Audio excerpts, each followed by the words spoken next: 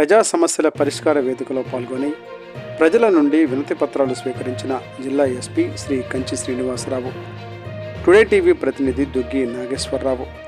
పల్నాడు జిల్లా ఎస్పీ కార్యాలయంలో సోమవారం ఏర్పాటు చేసిన ప్రజా సమస్యల పరిష్కార వేదిక కార్యక్రమానికి జిల్లా ఎస్పీ శ్రీ కంచి శ్రీనివాసరావు ముఖ్య అతిథులుగా హాజరయ్యారు.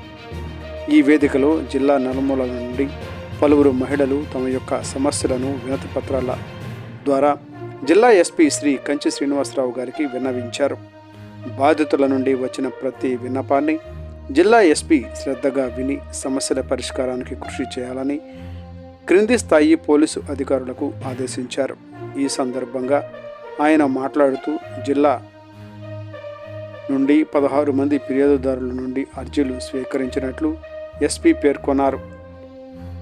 ఎక్కువగా ఆస్తి మోసం, బెదిరింపులు, దౌర్జన్యాలపై ఫిర్యాదులు అందినట్లు ఎస్పీ పేర్కొన్నారు.